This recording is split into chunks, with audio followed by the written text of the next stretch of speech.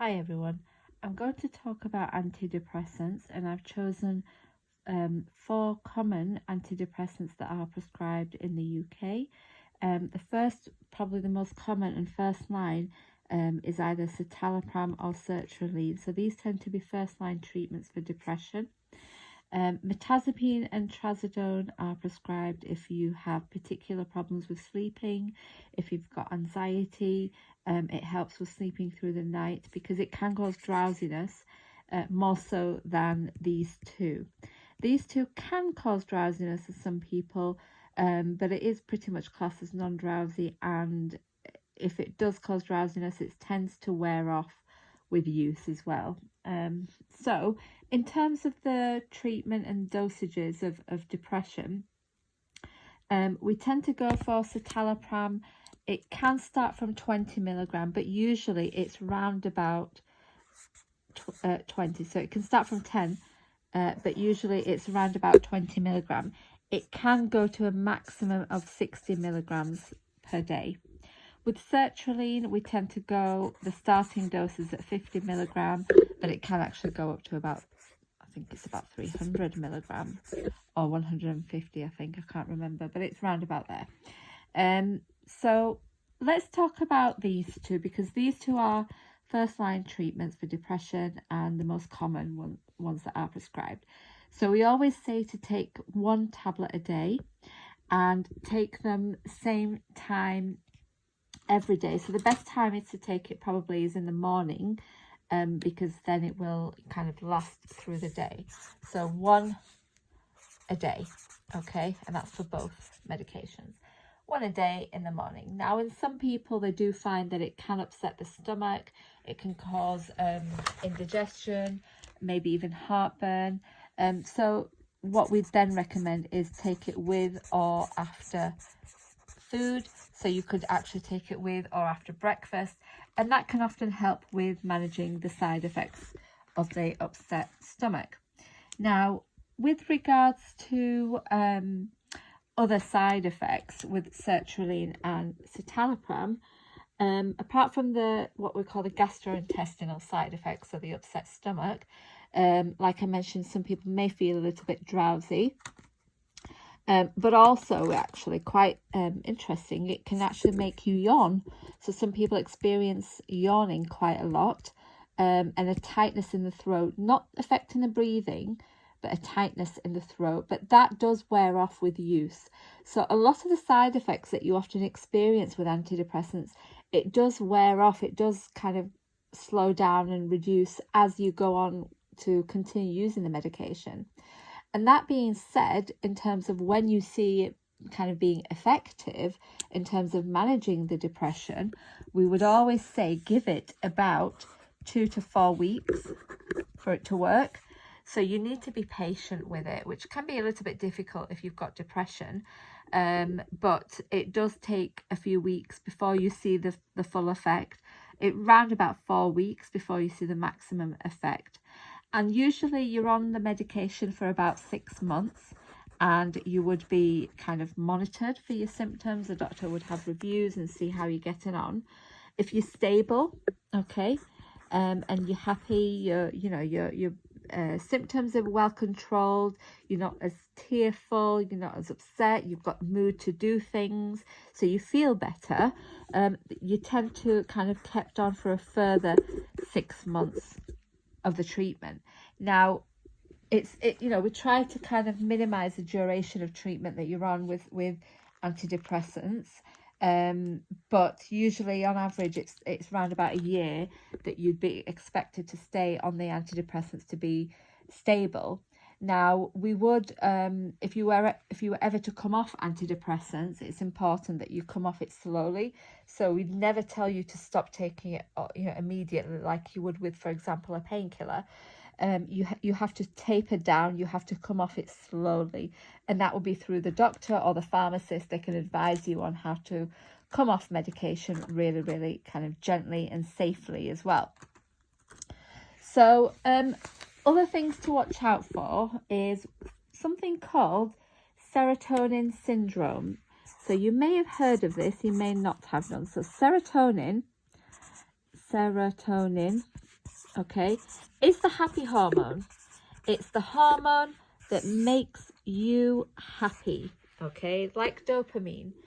And the whole idea of these antidepressants, this class, these are all in the same class, but we have other classes. But the whole idea is to increase the levels of serotonin in your brain, and that's what makes you feel happy.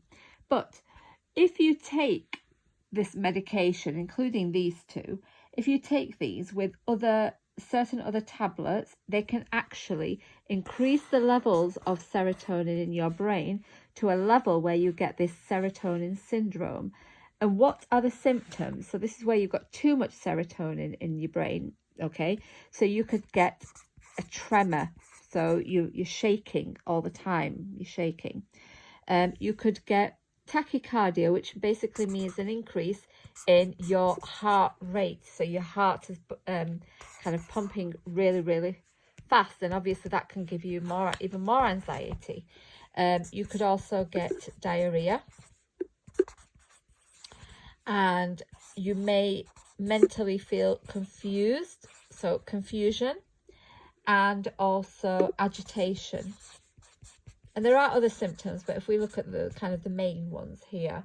So tremor, increase in heart rate, diarrhea, confusion, and agitation. These are all classic signs of serotonin syndrome. And if that does occur, then we need to stop or look at the medication that's causing the serotonin syndrome. And usually it's because another drug or another medication has been added to your antidepressant medication that has increased serotonin levels.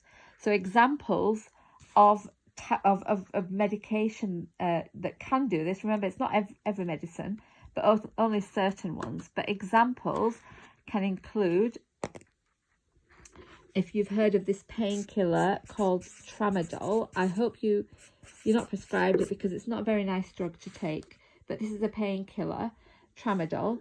If you're also on this drug here, sumatriptan, and this is used for the treatment of migraine, so migraine attacks. So if you're on sumatriptan, there's the other one, rizatriptan. Okay, these are medications that are used for migraine attack, when you have a migraine attack. There are other ones as well, but these are kind of the most likely drugs that can cause serotonin syndrome if you take it with antidepressants. So just be aware of that. That, I think, is pretty much the general information that I would want you to have with regards to antidepressants. These two are very similar, but as I say, mainly, the additional kind of effect is that they can cause drowsiness, which can be useful for people who have trouble sleeping with depression. That's when the doctor would often prescribe it.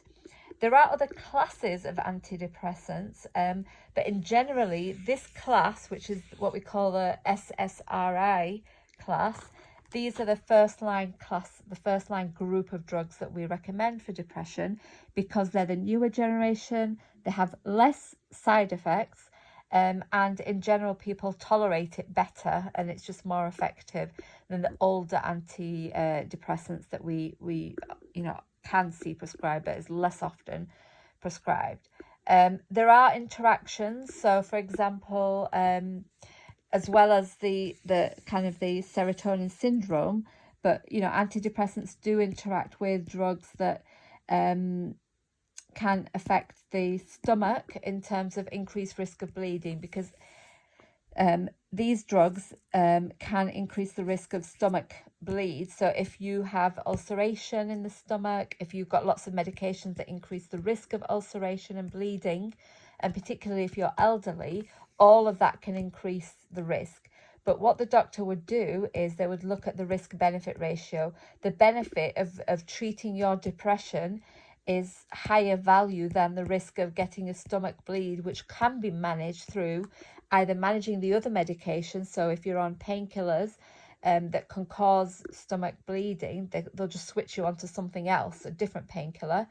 So they'll look at changing the other medication, or they could add antacid drugs, so medications that reduce acid production, which then doesn't lead to bleeding. So there are ways of working around reducing that risk if you are to stay on the antidepressants, which often does happen. So these are all things that have to be considered, but hopefully that's been useful. It's given you some information about antidepressants. So don't forget to subscribe and like so that it will show in the algorithm and I will keep up with the videos. Thank you so much.